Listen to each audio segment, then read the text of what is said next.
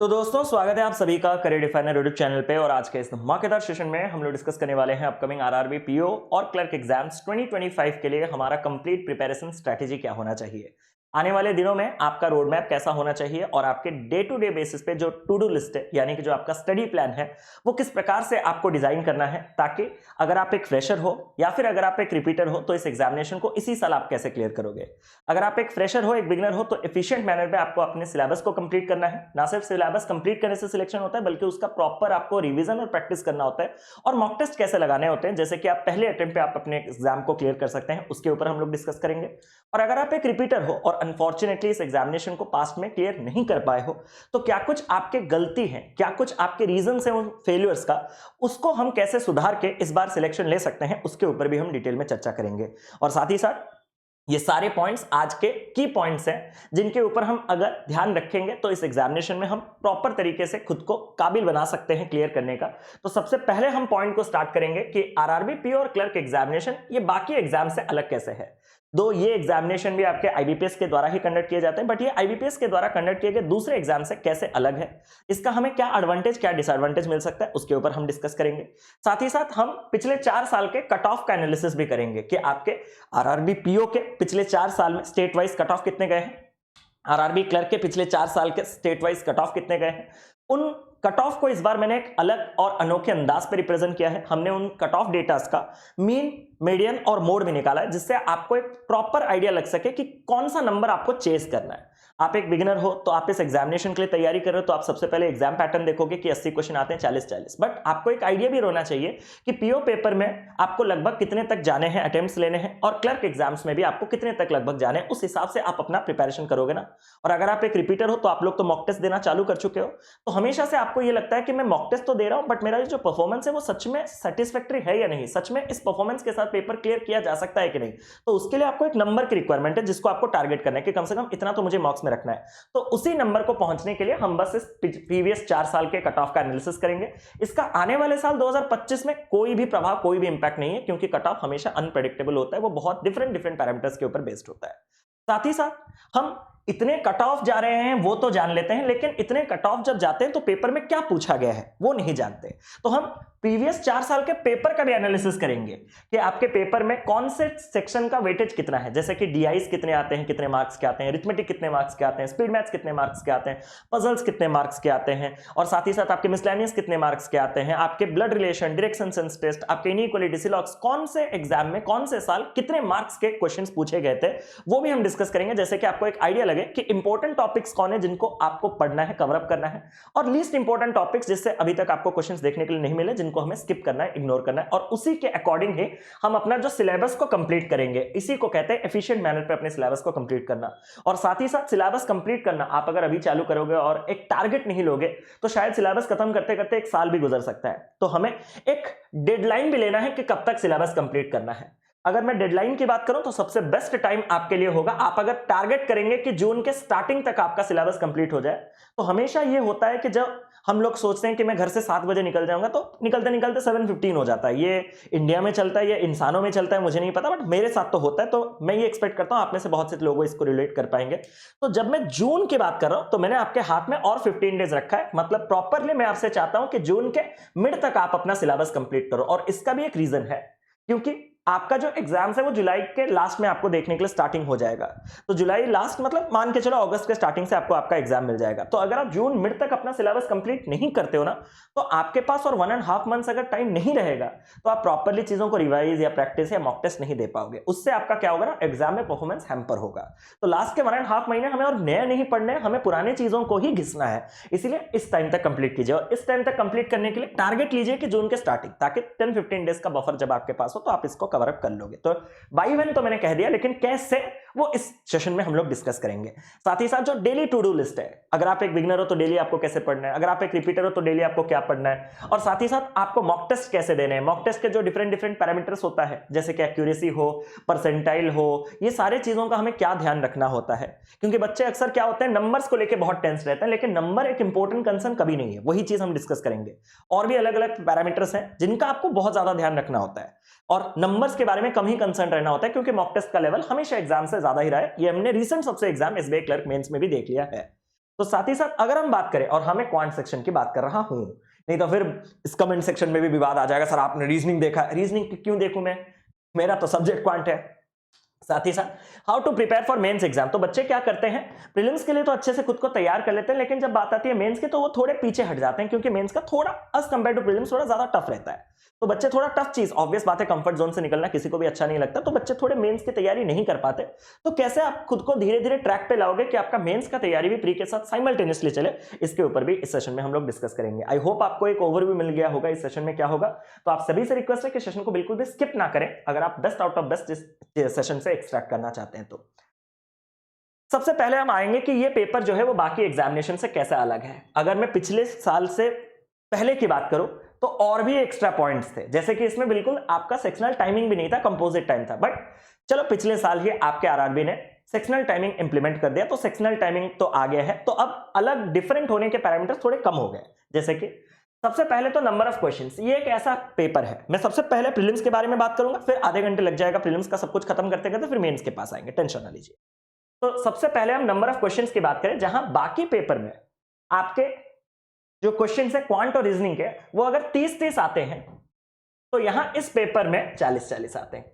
तो number of questions यहां पे कंप्लीट अलग है। नंबर ऑफ क्वेश्चंस जहां डिफरेंट पेपर में 30-30 आता है, जैसे कि आप आरआरबी के अलावा अगर आप आईबीपीएस पीओ देखो, आप आईबीपीएस क्लर्क देखो, आप एसबीआई पीओ देखो, एसबीआई क्लर्क देखो, तो यहां पे आपके पास क्वेश्चंस जो है वो 30 बोल दिया, 35 आते हैं। यहां पे 35 आते हैं, और यहां पे आपके पास कितने क्वेश्चंस आते हैं, 40। Extremely sorry for that. और अगर मैं बात करूं तो टाइम मैनेजमेंट, यहां पे टाइम मैनेजमेंट का भी थोड़ा लोचा है। पिछले आपके जितने भी एग्जाम्स होते हैं उसमें अगर 35 क्वेश्चन क्वांट रीजनिंग के लिए आपको 20 मिनट दिए जाते हैं, तो यहां पे टाइम का थोड़ा लोचा है। यहां 40 क्वेश्चन के लिए क्वांट के 20 मिनट दिए जाते हैं, और 40 क्वेश्चन रीजनिंग के 25 मिनट दिए जाते हैं। तो ये पेपर क्या है, आपके बाकी पेपर से इस मामले में अलग है कि नंबर ऑफ क्वेश्चन यहां पे अलग पूछे जाते हैं, जहां यूजुअल पेपर में 35, यहां पे 40, और टाइम भी यूजुअल पेपर में 20 मिनट्स का यूनिफॉर्म होता है, यहां पे एक सेक्शन में 20, एक सेक्शन में आपको 25 देखने के लिए मिलेगा। साथ ही साथ अगर मैं बात करूं तो इस पेपर में इंग्लिश आपका मैंडेटरी नहीं है। आप अगर प्रीलिम्स दे रहे हो तो प्रीलिम्स में आपके केवल 2 ही सेक्शन रहेंगे, एक रहेगा क्वांट, एक रहेगा रीजनिंग, जिसमें से 40-40 क्वेश्चंस आपके आएंगे, एक एक मार्क के हर क्वेश्चन, और टाइमिंग आपके 20 मिनट और 25 मिनट के रहेंगे। इस पेपर में इंग्लिश नहीं होगा आपका। सर मैंडेटरी क्यों नहीं लिखा, मैंडेटरी क्यों लिखा, आपको तो लिखना चाहिए इंग्लिश इज नॉट देयर। मैंने कहा नहीं, क्योंकि आप जब मेंस जाओगे तो वहां पे इंग्लिश आएगा। सर ये कौन सा नया गेम है, मैंने कहा सुनो, मेंस में जब आपके सामने इंग्लिश आएगा तो आपके पास एक अल्टरनेट आएगा कि आप इंग्लिश के और में हिंदी भी ले सकते हो, जो कि बाकी किसी भी बैंक एग्जाम्स में नहीं होता। तो ये एक अलग पैरामीटर है, जिससे कि अगर आप में से किसी का इंग्लिश कंप्लीटली वीकनेस है, मतलब बत्ती गुल है, इंग्लिश क्या है आपको नहीं मालूम, तो भी आप इस एग्जामिनेशन को टारगेट कर सकते हो, क्योंकि यहां पे प्री और मेंस में अगर आप चाहो तो बिना इंग्लिश लिए भी आप पेपर को क्लियर कर सकते हो। साथ ही साथ अगर मैं बात करूं तो state level exam for PO, clerical exam तो हमेशा आप लोगों का स्टेट लेवल का ही रहा है, बट ये एक ऐसा पेपर है जहां पे पीओ एग्जामिनेशन भी, ऑफिसर का एग्जाम भी आपके स्टेट लेवल पे होता है। तो अगर आप एक स्टेट लेवल पे अच्छे परफॉर्मर हो तो आप इस एग्जामिनेशन को अच्छे खासे तरीके से क्लियर कर सकते हो। तो ये कुछ पैरामीटर्स, ये कुछ चीजें हैं जो इस पेपर को बाकी पेपर से अलग करता है। मुझे लगा कि ये जरूरी है आपके जानना, तो मैंने बता दिया। बाकी ये है उसका एग्जामिनेशन पैटर्न प्रीलिम्स का, जो मैंने अभी डिस्कस कर लिया है। रीजनिंग के 40 क्वेश्चन 40 मार्क्स 25 मिनट्स दिए जाते हैं, क्वांट के 40 क्वेश्चन 40 मार्क 20 मिनट दिए जाते हैं, टोटल 45 मिनट में 80 क्वेश्चन 80 मार्क्स आपको दिए जाते हैं। अब आरआरबी पीओ, आरआरबी क्लर्क, दोनों के पेपर का पैटर्न एग्जैक्टली सेम है। तो ये अलग कैसे है, अलग कैसे है बताने के लिए मैं आपको ये कहूंगा कि बस एक ही चीज है, ना इनका सिलेबस अलग है, ना इनका एग्जाम पैटर्न अलग है, ना इनके क्वेश्चन जो पूछे जाते हैं टाइप्स अलग है। आपका अगर कुछ अलग है तो वो है आपका सबसे इंपॉर्टेंट पैरामीटर, वो है लेवल ऑफ डिफिकल्टी। और इतना लिखने के बाद अगर आप मुझे पूछोगे सर लेवल ऑफ डिफिकल्टी कौन इजी कौन टफ, तो यह तो आपको समझ जाना चाहिए कि जिस आपके जॉब में, जिस प्रोफेशन में आपका सैलरी ज्यादा रहता है, उसका ऑब्वियस बात है जो लेवल है वो ज्यादा रहेगा, जिसमें सैलरी कम रहता है उसका लेवल थोड़ा कम रहेगा। तो पीओ का लेवल थोड़ा ज्यादा रहता है और क्लर्क का लेवल थोड़ा कम रहता है। सिर्फ level of difficulty he differ होता है ऐसा जरूरी नहीं है।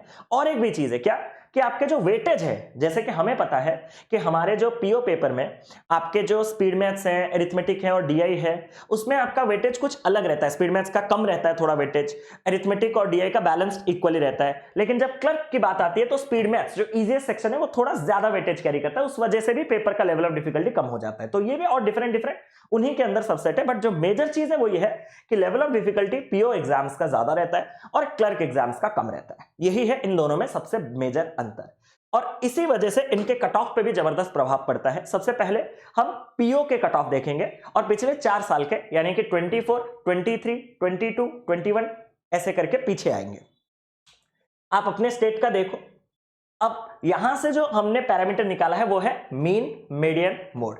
मीन क्या होता है सर? सारे नंबरों को ऐड किया बाई जितने नंबर हैं उतने में, यानी कि एवरेज निकाला।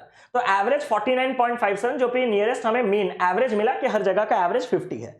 और अगर आप देखोगे तो मैक्सिमम घर में आपके 59, 50s के घर में भी मैक्सिमम चीजें हैं। हालांकि यहां पे जैसे ये 20.5 हो या फिर यहां पे जो ये 38.5 हो, ये इस चीज को थोड़ा बैलेंस आउट करके 50 के आसपास ले आए। क्योंकि अगर आप और अच्छे से देखोगे, अगर इन नंबर जो छोटे छोटे नंबर से इनको अगर आप हटा दोगे तो 55 के आसपास आपको हर जगह देखने के लिए मिलेगा। तो मेरे ख्याल से इतना तो आपको प्रैक्टिकली आइडिया मिल गया है कि साल 2024 में जो आपका 55 के आसपास आपका एवरेज गया है। क्योंकि अगर मैं इन दोनों लोअर साइड, और भी बाकी स्टेट के मिसिंग है, जितना स्टेट का हमें इंटरनेट पे अवेलेबल मिला हमने बस उन्हीं को रखा है, उन्हीं के ऊपर ही एनालिसिस करेंगे।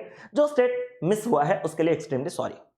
बाकी अगर हम बात करें तो मीडियन, मीडियन मतलब इन सारे रेंज का मिड रेंज कौन सा है। मिड रेंज मतलब आप जब उनको असेंडिंग ऑर्डर या डिसेंडिंग ऑर्डर पे सजाओगे तो एग्जैक्टली मिडिल में जो वैल्यूज आते हैं वो लगभग आपका 53 आ रहा है। और जो मोड है, मोड मतलब जो नंबर ऑफ ऑब्जर्वेशन ज्यादा नंबर ऑफ टाइम आ रहा है। और हाँ, यहां पे ये जो है इंटीग्रल वैल्यू, क्योंकि यहां पे कोई इंटीग्रल वैल्यू नहीं है तो ये एक अप्रोक्सीमेट वैल्यू है। तो ये जो मोड आपका निकल गया 56। मैं सिर्फ आपसे मीन, मीडियन, मोड ये सब समझा। मोड मतलब जो सबसे ज्यादा बार आता है, तो मुझे उनमें दिलचस्पी नहीं है। मैंने बस एक नंबर यहां पे कंक्लूड किया कि एवरी नंबर 50, 53, 56, अगर मैं इन्हीं का भी एवरेज लूं तो लगभग 53 के आसपास एक ऐसा नंबर है जो कि आपको हर जगह कम से कम देखने के लिए मिनिमम मिलेगा ही मिलेगा। तो आप जिस भी स्टेट के हो, 53, 50, 55 इस प्रकार के नंबर्स तो आपको लाने ही लाने हैं इस पेपर में, अगर आपको क्लियर करना है तो। बस ये एक रफ आइडिया हमें मिला, और वो भी साल 2024 के डेटा में। लेकिन अगर मैं इसी को कंपेयर करूं इसके पिछले साल, तो नंबर्स देखो वही आसपास है। अपने स्टेट का देख लो, 51.73, 53। मोड मतलब जो ज्यादा बार आता है, मतलब 46 यहां पे भी आया, यहां पे भी आया 2 बार। 50 जो है वो यहां पे भी आया, यहां पे भी आया 2 बार, इसीलिए मोड है। मोड का ऐसा कुछ ज्यादा नहीं है। आप इन दोनों पैरामीटर्स को ही देखिएगा, इन दोनों पैरामीटर्स में भी लगभग आपको वही आंकड़ा मिलेगा, 50, 53, 55 के आसपास। इसके बाद वाले साल 2022 वाला देख लो, तो यहां पे थोड़ा चीज बड़ा है, लगभग 56, 57 इधर की ओर आ रहा है आपका एवरेज, मीन और मीडियन। और अगर मैं साल 2021 की बात करूं तो वहां पे भी आपके पास 55 और 54 ये आसपास। अब मैं आपको एक खुल्लम चीज बोल रहा हूं, यहां पे जो नंबर्स देख रहे हो और यहां पे जो नंबर्स देख रहे हो, ये ऑलमोस्ट 55 के आसपास है। और यहां अगर हम देख रहे हैं तो 50s के आसपास है। और यहां अगर हम देखेंगे तो और थोड़ा कम हो गया। उसका रीजन क्या है पता है? साल 2024 में ही आपका सेक्शनल टाइमिंग लागू हुआ 25-20 का। उससे पहले जब कंपोजिट टाइम हुआ करता था 45 मिनट्स का, तो बच्चे अपना स्ट्रेंथ के ऊपर 25 मिनट देता था और अपने वीकनेस के ऊपर 20 मिनट देता था। अब सबको जबरदस्ती 25 मिनट रीजनिंग में ही देना है, जबकि हम सबका जो वीकनेस होता है हल्का as compared to reasoning, quant में थोड़ा ना थोड़ा खुद हम लो फील करते हैं। तो वही होता है कि हम चाहते हैं कि एग्जाम में क्वांट में 25 मिनट दें और रीजनिंग में 20 मिनट दें, जिससे हमारा मार्क्स डेफिनेटली ज्यादा आता। बट एग्जामिनर ने जब रेस्ट्रिक्ट कर दिया तो हमारे मार्क्स थोड़े कम हुए। इसलिए साल 2024 के जो ये आंकड़े हैं वो 50 से मिलते जुलते हैं, और उससे बाद जो आपके हैं वो 50 से ऊपर गए हैं। बट इन सब से हमें बस एक कंक्लूजन लेना है। आप अपने स्टेट का अगर कट ऑफ देख लिए होंगे तो एक मिनिमम एवरेज अगर आप हर साल का निकालोगे तो आपको एक 55 का एवरेज मिलेगा, हाँ या ना? एक मिनिमम एवरेज आपको मिलेगा कि 55। लेकिन जब मैं 55 की बात करता हूं तो रियल एग्जामिनेशन में 55 टारगेट करना मतलब आप टारगेट करो कि मॉक्स में भी आप यही नंबर अटेंड कर लो। अगर आप मॉक्स में यही नंबर अटेंड कर लेते हो हर एक मॉक में, तो आप रियल एग्जामिनेशन में इस आंकड़े को आराम से पार कर जाओगे, क्योंकि रियल एग्जामिनेशन इस आपके जो मॉक टेस्ट है उससे इजियर साइड में रहता है। तो मैं आपको कोई नंबर नहीं दे रहा हूं कि साल 2025 का 55 जाएगा, 60 भी जा सकता है। आप देख रहे हो स्टेट्स में आपके 59.5 भी जा रहा है। मैं एक एवरेज आपको बोल रहा हूं, ठीक है? 60.75 जा रहा है, आप खुद देख लो भाई वो चीज, नहीं तो फिर गलत फहमी आ जाएगा। 61.75, मैं बस 62, हर जगह 62। मैं बस 55 इसलिए कह रहा हूं क्योंकि मॉक्स में 55 टारगेट करते ही रियल एग्जामिनेशन में अपने आप 60 आ जाएगा। तो मॉक्स में 55 आपको जब बोलूंगा तो कुछ ना कुछ फैक्ट्स और फिगर्स दिखाने हैं ना, ये सिर्फ इसी वजह से है कि आप मॉक्स में टारगेट मिनिमम 55 कर लो। Once you have attained 55 stable मत हो जाना प्लीज। ये एग्जामिनेशन अपने लिमिट्स को जितना पुश करोगे उतना क्लियर होगा आपका। तो आप 55 अगर मॉक्स में अटेंड कर रहे हो तो और ज्यादा पुश करके उसको 60 के बियॉन्ड लो। अगर आप मॉक्स में 60 बियॉन्ड चले गए दैट्स इनफ मेरे ख्याल से। साथ ही साथ अगर मैं बात करूं तो आपके क्लरिकल प्रीलिम्स की, तो क्लरिकल प्रीलिम्स में आपके पास जो कट ऑफ के आंकड़े हैं वो आप देख पा रहे होंगे कि मालिक जो नंबर 50-55 के घर में मीन मीडियन मोड होते थे वो अभी 70 टच कर रहे हैं, सब 70s में टच कर रहे हैं। आप देख रहे हो सब 70s में टच कर रहे हैं, और 70s में टच कर रहे हैं मतलब बस ज्यादा अटेम्प्ट्स ले रहे हैं। और बच्चे ज्यादा अटेम्प्ट्स कब ले सकते हैं? जब पेपर का लेवल इजी हो। इसीलिए मैंने कहा कि पीओ थोड़ा टफर रहता है, क्लर्क इजी रहता है, ये है उसका प्रूफ। आप अपने स्टेट का कट ऑफ देख लीजिएगा, आप अपने स्टेट का कट ऑफ देख लीजिएगा। यहां पे भी नंबर सारे के सारे अगर आप देखो 70, 69, 70, तो यहां पे भी 70s का एक एवरेज चल रहा है। अगर मैं यहां पे देखूं तो यहां पे भी ध्यान से देखोगे तो 70s का मिनिमम एवरेज चल रहा है। अपने स्टेट का एक बार कट ऑफ देख लीजिए, स्क्रीनशॉट रख के देख सकते हो। यहां पे तो और ज्यादा बढ़ गया, ये तो पुराना है 2021। अगर आप देखोगे तो यहां पे भी देखो नंबर्स को, 76, 70.43, 70.28 और यहां 70.11, सबसे कम यही है। और 60s के घर में इकलौता मीडियन इसी का बैठा है देखो, और किसी का हाँ इसका भी है लगभग, मतलब आसपास है। तो क्लर्क में ज्यादा बच्चों को फर्क नहीं पड़ा। उसका रीजन भी एक बार जानना चाहते हो कि क्लर्क में बच्चों को 25 मिनट और 20 मिनट का फर्क क्यों नहीं पड़ा? 25 मिनट और 20 मिनट का फर्क इसलिए नहीं पड़ा क्योंकि उन्होंने उस 25 मिनट और 20 मिनट का प्रोडक्टिव इस्तेमाल किया। चाहे आप अगर इस सेक्शन को स्विच करके इधर 25 देते, या आप अपने हिसाब से टाइम मैनेज करते कि नहीं मैं तो किसी को 18 दूंगा, किसी को मैं 27 दूंगा। आप जैसे भी करो, आपका जो ओवरऑल अटेम्प्ट्स है ना वो ऑलमोस्ट आपके सारे केस में सेम रहेगा, क्योंकि आपके क्लरिकल पेपर इजी होने के कारण आपका टाइम वेस्ट नहीं होता। आप अगर 25 मिनट रीजनिंग में दोगे तो पूरे 25 मिनट तक आप करते रहोगे। लेकिन अगर आप पीओ पेपर में आपका रीजनिंग स्ट्रेंथ नहीं है, आप रीजनिंग से डरते हो, तो आप पजल वजल में अटक जाओगे, तो आपके अटेम्प्ट्स कम हो सकते हैं। लेकिन क्लरिकल पेपर डुएबल होता है, इसीलिए बच्चे को 25-20 का पार्टीशन दो, 20-25 का पार्टीशन दो, वो खुद से 18-27 कर ले, वो पूरे 45 मिनट्स का पूरा प्रोडक्टिव, मतलब जो बोलते हैं ना घंटे का पूर्ण इस्तेमाल कोई सीखे इनसे। तो आप जब सीख जाते हो ना तो यहां पे आपके पास क्या होता है, तो ओवरऑल अटेम्प्ट से उस पर ज्यादा फर्क नहीं पड़ता। इसीलिए जो आपके मीन मीडियन मोड है उस पर ज्यादा फर्क नहीं पड़ा। बट इन सारे मीन मीडियन मोड्स का मैं एक छोटा सा फाइनल कंक्लूजन लेना चाहता हूं। वो कंक्लूजन ये है कि इसके सारे पैरामीटर हर साल लास्ट के 4 साल तक 70 के ऊपर अगर जा रहे हैं तो आपको जो मॉक्स में टारगेट लेना है वो भी 70s का तो मिनिमम लेना ही लेना है। आइडिया लगा? ये जो मैंने कट ऑफ के बारे में बोला, बार बार कह रहा हूं, इसका 2025 के साथ कोई रोल नहीं है। हो सकता है क्योंकि आप देखोगे तो किसी स्टेट में आप कट ऑफ देखोगे तो मालिक 77.5, 78.5। मैं बस आपको बोल रहा हूं कि मॉक्स में इतना नंबर पार कर लो, बाकी रियल एग्जामिनेशन में पेपर का लेवल जब इजी होगा वो अपने आप हो जाएगा ज्यादा, जितना चाहिए उस पेपर को क्लियर करने के लिए, अगर आप डिजर्विंग हो तो। ये सिर्फ आपको एक टारगेट देने के लिए कि आप तैयारी करो, इन नंबरों को, आंकड़े को मिनिमम नंबर मान के, खत्म। आइडिया लग गया? कोई गलत मतलब इंफॉर्मेशन तो पास नहीं हुआ। प्रीवियस ईयर कट ऑफ के जाने के बाद अब हम देखते हैं प्रीवियस ईयर के पेपर एनालिसिस, कि भाई जब पेपर में क्या पूछा जाता है, कौन से एरिया से कितने क्वेश्चंस पूछे जाते हैं। ये है आपके आरआरबी पीओ के previous year paper analysis.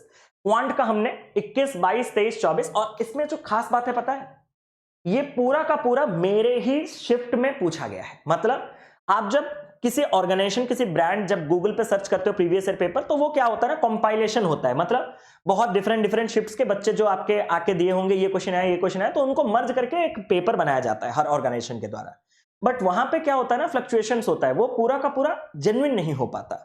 But ये पूरा का पूरा जेन्युइन कैसा है, साल 2021 में भी मैंने पेपर दिया है, 22 में भी एनालिसिस के लिए, 23 में भी मैंने पेपर दिया, 24 में भी मैंने पेपर दिया, मैंने पिछले 4 साल तक पेपर दिया है। और मेरे ही शिफ्ट में 2021 में अप्रोक्सीमेशन नहीं आया, 6 मार्क के क्वाड्रेटिक आए थे, 6 मार्क के सीरीज आए थे। और अगर मैं बात करूं मेरे ही शिफ्ट में 2022 में 6 बैलेंस्ड आए हैं, मेरे ही शिफ्ट में 6 बैलेंस्ड आए हैं, मेरे ही शिफ्ट में 6 बैलेंस्ड आए हैं।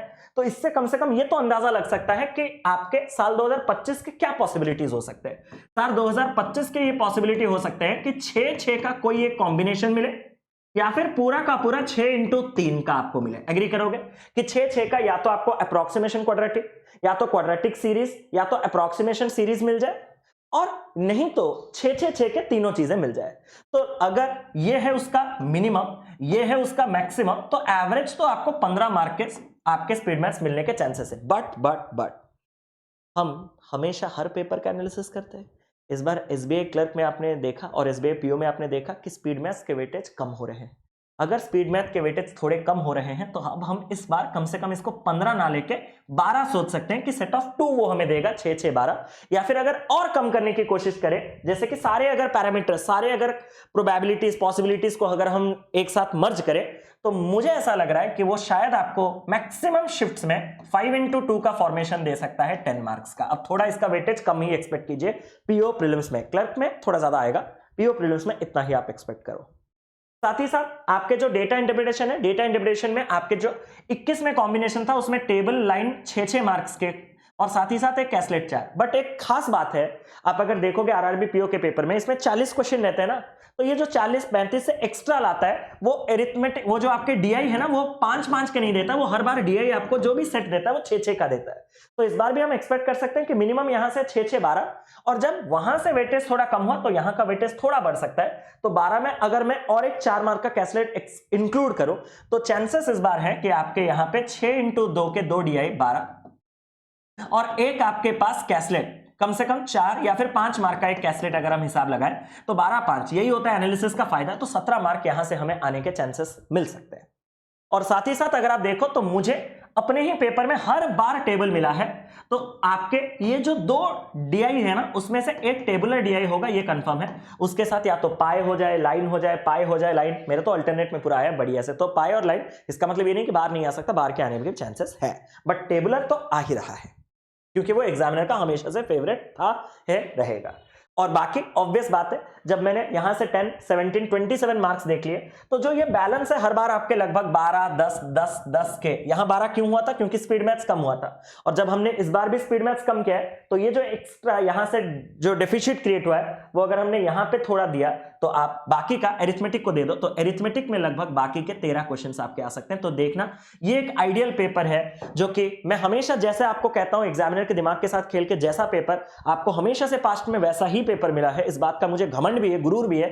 तो इस बार ये मेरे गट फीलिंग से आपके जो मैक्सिमम शिफ्ट्स में पेपर होंगे उसमें 10 मार्क के स्पीड मैथ्स पीओ प्रीलिम्स में, 17 मार्क्स के आपके डीआई और 13 मार्क्स के आपको एरिथमेटिक देखने के लिए मिल सकते हैं। तो इस हिसाब से आप अपना पढ़िए कि कौन सा ज्यादा इंपॉर्टेंट है। अब जब स्पीड मैथ्स का वेटेज 18 से 10 हो गया है, तो थोड़ा स्पीड मैथ्स पे कम फोकस करके इन पे हम ज्यादा ध्यान दे सकते हैं, डीआई एरिथमेटिक, बस यही पर्पस है ताकि लेट ना हो जाए।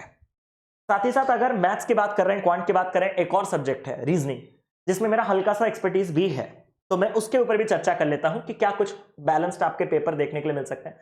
अगर आप देखो तो हर साल आपको लगभग सिलॉजिज्म मिले हैं, ये मेरे ही शिफ्ट के पेपर है, और मेरे ही शिफ्ट के 21 का मेरा रीजनिंग का एनालिसिस नहीं था, क्योंकि मैंने सिर्फ क्वांट अटेम्प्ट किया था, मेरे पास रीजनिंग का एनालिसिस नहीं था, तो अपने ही वीडियो से देख के ये पूरा का पूरा चीज बनाया गया है। तो मैं इसीलिए 21 का यहां पे रीजनिंग इंक्लूड नहीं किया हूं, 22 से ही मैंने अपने सेल्फ गिवन एनालिसिस के वीडियो से ये सारे डेटा एक्सट्रैक्ट किए हैं। लगातार आपको हर बार सिलॉजिज्म मिल रहा है, तो सिलॉजिज्म के 4 क्वेश्चन एक्सपेक्ट कर सकते हो। इनइक्वालिटी मुझे 2 बार मिला है, एक बार नहीं मिला। कोडिंग डिकोडिंग एक बार मिला है, तो आप ये सोच सकते हो कि या तो इनइक्वालिटी या तो कोडिंग डिकोडिंग, इनमें से आपको लगभग 4 से 5 मार्क तो मिल ही जाएगा।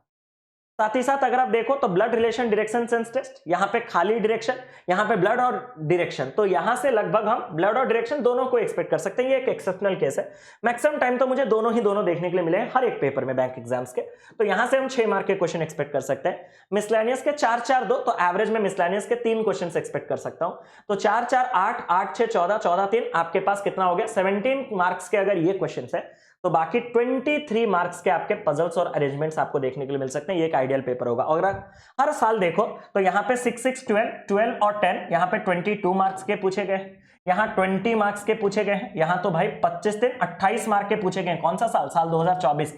साल 2024 का रीजनिंग थोड़ा टफ था, क्योंकि उसने 25-20 दिया ना, तो 20 मिनट पॉइंट में कम टाइम दिया, इसलिए शायद पेपर को मॉडरेट रखा, ये इजी रखा। बट 25 मिनट देने के कारण मुझे भी ये फील हुआ था कि रीजनिंग का टफ था, क्योंकि इसने मिसलेनियस सेक्शन से काफी ज्यादा कम करके इसमें आपके वेटेज दे दिए थे। और जो उसका फेवरेट है, अगर आप देखोगे तो हर साल आपको फ्लोर बेस्ड मिलता है, गारंटेड। आपको तो पढ़ना सब कुछ है, बट प्रायोरिटी इसमें रखना है। लीनियर अरेंजमेंट और लीनियर ही सर्कुलर फॉर्म ले सकता है, तो linear circular. Uncertain is important, uncertain is important. Year based आपको मिले हैं, यस। और आपके पास डेजिग्नेशन बेस्ड हो, मंथ बेस्ड हो, पैरेलल रो बेस्ड, ऑर्डर रैंकिंग बेस्ड, ये सारे टाइप्स आपके इंपॉर्टेंट है। मतलब टेक्निकली सारे किस्म के पूछता है। फ्लोर तो इंपॉर्टेंट है, सर्कल तो इंपॉर्टेंट है, पैरेलल और अनसर्टेन ये तो आजकल के, लीनियर, सर्कल, ये सब तो डे टू डे बेसिस पे, और भी जो नए नए टाइप के आपके पजल्स और अरेंजमेंट्स आ रहे हैं वो सब इंपॉर्टेंट है। तो लगभग आप 23 मार्क, 20 से 23 मार्क यहां से एक्सपेक्ट कर सकते हो, और 17 मार्क्स आप बाकी के अदर मिसलेनियस से एक्सपेक्ट कर सकते हो। यह एक बैलेंस पेपर मेरे हिसाब से आने वाले साल 2025 का होना चाहिए, इसीलिए हम पिछले साल के पेपर का एनालिसिस करते हैं। उम्मीद करता हूं अभी तक आपको आइडिया लग गया होगा कि पेपर में कट ऑफ कितने जा रहे हैं, पेपर में क्वेश्चंस कितने पूछे जा रहे हैं। अब हम आगे बढ़ते हैं, तो हमें अब पेपर का लेवल ऑफ डिफिकल्टी देखना है। अगर आपको डाउट है कि सर आपने क्लर्क का क्यों नहीं दिखाया, क्योंकि पिछले 3 साल लगातार मैंने क्लर्क नहीं दी, एज क्वालिटी मतलब जो क्राइटेरिया था वो मीट नहीं हो रहा था। तो मैंने जो लास्ट पेपर दिया था वो शायद 21-22 को दिया था, 22 को दिया था। तो 23 और 24 हम रिसेंट से ही सबसे ज्यादा चीजें एक्सट्रैक्ट करते हैं ना। तो हम जब हमारे पास 23 और 24 का ही डेटा नहीं है तो 22-21 का डेटा दिखा के क्या ही फायदा। हम जितना रिसेंट पास्ट को जाएंगे उतना अच्छा है। तो मैंने रिसेंट पास्ट में यानी कि साल 2023 और 24 में आरआरबी क्लर्क एग्जाम नहीं दिया एज क्राइटेरिया मीट ना होने के कारण, तो इसीलिए मैंने उसको नहीं रखा। क्योंकि बाकी जो आपके ब्रांड्स के जो आपके प्रीवियस ईयर पेपर्स अवेलेबल होते हैं उसे तो आप भी देख सकते हो, बट मुझे वो चीजें जेन्युइन नहीं लगते। क्योंकि वो क्या होता है ना, मल्टीपल शिफ्ट्स के डेटास को कलेक्ट करके बनाया जाता है, जिससे कि क्या होता है ना, आपको लगता है कि यही एग्जैक्ट पेपर, नहीं, ऐसा नहीं है। आपके ऐसे भी साल गए हैं जहां पे आपको इनइक्वालिटी देखने के लिए नहीं मिले हैं, ये रहा। बट आपका जो मेमोरी बेस्ड होगा उसमें जब इनइक्वालिटी होगा तो आपको लगेगा इनइक्वालिटी इज मैंडेटरी। इसीलिए तो हमने एनालिसिस किया कि ये नहीं आ रहा, कि कभी कभार ये जो कोडिंग डिकोडिंग नहीं आ रहा, तो इसीलिए तो हमने कहा कि इन दोनों से मिलकर ये आ सकता है। तो ये चीजें सिर्फ जेन्युइन डेटा से ही आपको एक्सट्रैक्ट कर सकते हो, आप ऐसे मतलब कंपाइल्ड किए गए डेटा से नहीं कर सकते हो। इसलिए मैंने क्लर्क का कोई डेटा आपको शो नहीं किया। आप देख सकते हो, सर्च करके गूगल पे आपको प्रीवियस ईयर पेपर मिल जाएंगे, या फिर मेरे ही एनालिसिस पुराने अगर देखने हैं तो RRB clerk analysis bye Kaushik Mohanty career definer, year डाल दीजिएगा 2020, 2021, 2022, आपको मिल जाएगा। सर प्रीवियस ईयर के पेपर में कहां से कितने क्वेश्चंस आते हैं वो तो आइडिया लग गया, लेकिन लेवल क्या रहता है वो भी तो जानना जरूरी है। तो आपके पास एक previous year prelims question paper का एक प्लेलिस्ट है हमारे करियर डिफाइनर यूट्यूब चैनल के प्लेलिस्ट पे। जब जाओगे previous year prelims question paper, उसमें जब नीचे स्क्रॉल करोगे तो आपको मिलेगा यहाँ पे, जैसे कि यहाँ पे आपको आरआरबी पीओ प्रीलिम्स का, ये साल 2023 का पेपर है। थोड़ा नीचे जाओगे तो आरआरबी क्लर्क का 2023, फिर 22, 21 ऐसे करके मिलेंगे। सर 24 का पेपर, मैंने कहा 24 का पेपर अभी तक आया नहीं, मतलब मैंने बनाया नहीं, यहाँ पे करवाया नहीं है। सेल्फ गिवन एनालिसिस के दौरान मैंने पूरा पेपर सॉल्व किया था, लेकिन अगर आप कमेंट करो तो मैं क्या करूंगा, आपका एक डेडिकेटेड वीडियो इसी पूरा का पूरा प्लेलिस्ट में पीओ के लिए और क्लर्क के लिए डाल दूंगा, जैसे कि आपको एग्जैक्ट क्वेश्चन जो मेरे ही शिफ्ट में पूरा प्रॉपर जो पूछे गए हैं, जिससे आपको प्रॉपर आइडिया लगेगा कि लेवल क्या है, मुझे बता दीजिएगा कमेंट करके। मैं प्रीवियस ईयर पेपर जो है आपके लिए ले आऊंगा, कोई टेंशन वाली बात नहीं है। या फिर आप एनालिसिस वाले वीडियो से खुद देख सकते हो, लेकिन वहां पे क्या होगा ना, आपको तो क्वेश्चन पूरा का पूरा प्रिंटेड फॉर्म में नहीं मिलेगा, मैं बोल रहा हूंगा, आप सुन रहे होगे। तो अगर आप उतने लेवल के अच्छे नहीं हो तो आप चीजों को पकड़ नहीं सकते, तो आप मुझे बोल दीजिएगा, मैं क्वेश्चंस को पूरा रिटन टेक्स्ट फॉर्म में लिख के आपके सामने एग्जाम अप्रोच के साथ सॉल्व करवा दूंगा, जो कि साल 2024 के पीओ और क्लर्क के पेपर है। ठीक है, खत्म करें इसको। तो ये मुझे एक बार बता दीजिएगा, इसी प्लेलिस्ट में आपको बाकी सारे के सारे साल का लेकिन मिल जाएगा, 22, 21, 20 इस साल का सबका मिल जाएगा, 23 ये सब। अब आते हैं बिगिनर। अब यहां तक तो हमने सबके साथ बात किया। अभी अगर आप कोई रिपीटर हो तो अभी थोड़ा आप स्किप कर सकते हो वीडियो को, क्योंकि अभी मैं बिगिनर के लिए सिलेबस को कैसे कंप्लीट करना और बाई व्हेन तो मैंने बता दिया कि जून मिड तक आप सिलेबस को कंप्लीट कीजिए, और जून मिड तक आपको ये सारे के सारे सिलेबस कंप्लीट करने, ये सारे के सारे सब्जेक्ट जैसे कि quant, reasoning, English, Hindi, general awareness, computer awareness. मैंने इनको अलग कलर में क्यों रखा, क्योंकि इनको तो सबसे पहले आपको प्रीलिम्स के लिए भी पढ़ना है, ये तो आपको मेंस के लिए पढ़ना है, ये भी आपको मेंस के लिए पढ़ना है। लेकिन अगर हमें सबसे पहले इन दोनों को कवर करने के साथ साथ हल्का सा इनको लेके चलना है, फिर ये वाले चीजें अगर आप बाद में करो तो भी चलेगा। बट करंट अफेयर्स का कैसे आपको डेली भी ध्यान रखना है ये भी हम बताएंगे, टेंशन ना लीजिए, सब कुछ बताएंगे। सबसे पहले हम क्वांटिटेटिव एप्टीट्यूड हमारे सेक्शन में आते हैं। सबसे पहले जो टॉपिक आपको कंप्लीट करना है वो है आपका अप्रोक्सीमेशन। अप्रोक्सीमेशन में आपको बॉडमास रूल के एडिशन, मल्टीप्लिकेशन, सब्ट्रैक्शन, डिवीजन, इनका जो सीक्वेंस है वो कैसा होगा, स्क्वायर्स, क्यूब्स, सिंप्लीफिकेशन अप्रोक्सीमेशन में सबसे ज्यादा जरूरी पड़ते हैं, square root, cube root, surds और इंडिसेस, डेसिमल, फ्रैक्शंस, परसेंटेज, ये वो सारे चीजें हैं जो आपको सिंप्लीफिकेशन और अप्रोक्सीमेशन सॉल्व करने के लिए हेल्प करता है फास्टर तरीके में। तो सबसे पहला टॉपिक जो है वो आपको सिंप्लीफिकेशन और अप्रोक्सीमेशन कवर करना है। दूसरा टॉपिक जो कवर करना है वो आपको या तो नंबर सीरीज या तो इनइक्वालिटी, यानी कि क्वाड्रेटिक इक्वेशंस। इसमें मैं आपको जोर जबरदस्ती नहीं करूंगा कि ये पहले करो या ये बाद में, या फिर ये पहले करो ये बाद में, इन दोनों में से आप कोई भी सीक्वेंस, लेकिन पहला सिंप्लीफिकेशन अप्रोक्सीमेशन करना है। नंबर सीरीज में आपको मिसिंग नंबर सीरीज पढ़ने हैं, रॉन्ग नंबर सीरीज कैसे सॉल्व किए जाते हैं, डबल पैटर्न सीरीज कैसे, मतलब ये सारी चीजें आपको कवर करने होते हैं। और क्वाड्रेटिक इक्वेशंस में आपको अगर प्रीलिम्स लेवल का पढ़ना है तो आपको बस 2 इक्वेशन सॉल्व करके उनको कंपेयर करना है, और अगर मेंस लेवल का पढ़ना है तो सम ऑफ रूट्स कैसे, product of roots, statement based, ये सारी चीजें जब आप टॉपिक पढ़ोगे तो इसके अंदर ये सब टॉपिक्स आपको आइडिया लगेगा। मैं बस आपको सीक्वेंस बता देता हूं और कैसे पढ़ना है वो बता दूंगा। ये सब टॉपिक्स को अभी पढ़ के कोई फायदा नहीं है। फिर आपको थोड़ा हल्का फुल्का नंबर सिस्टम का आइडिया रखना है कि नंबर्स क्या होते हैं, प्राइम नंबर्स, कंपोज, हल्का बस नंबर सिस्टम का क्लासिफिकेशन, नंबर सिस्टम के बेसिक्स कॉन्सेप्ट, बेसिक आइडियाज। साथ ही साथ आपको एरिथमेटिक में सारे टॉपिक्स बाकी आ जाएंगे। जैसे कि एरिथमेटिक स्टार्ट होगा आपके परसेंटेज से, परसेंटेज फिर रेशियो फिर एवरेज, आप इसी सीक्वेंस से पढ़िएगा, मेरे ख्याल से ज्यादा प्रोडक्टिव है। Percentage, ratio, average, note down कर रहे हो।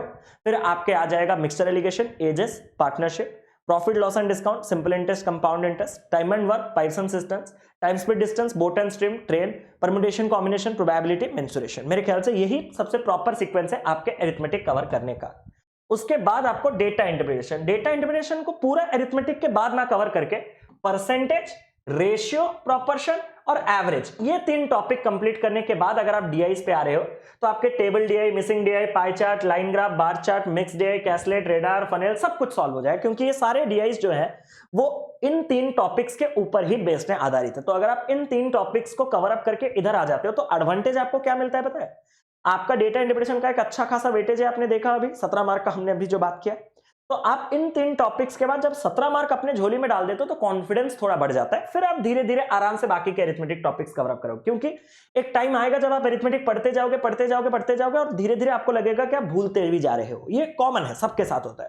तो उस टाइम पे आपका कॉन्फिडेंस डाउन होगा और शायद हो सकता है कि आपको अरिथमेटिक पढ़ने का मन ना करे, या फिर रिपीटेडली आप स्टार्ट ही कर रहे हो, खाली स्टार्ट कर रहे हो फिर जा रहे हो, फिर स्टार्ट कर रहे हो फिर जा रहे हो। तो आप इस लूप में भी फंस सकते हो।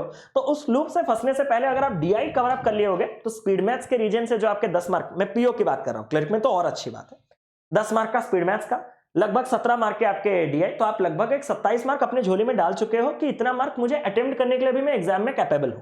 बाकी जो टॉपिक्स हो रहे हैं वो मेरा बोनस है। तो उससे क्या होता है ना, आपको थोड़ा करने का मन करता है, और अगर आप ये छोड़ दोगे और इसी लूप में फंस जाओगे तो प्रॉब्लम होगा। इसीलिए सबसे बेस्ट तरीका है वो।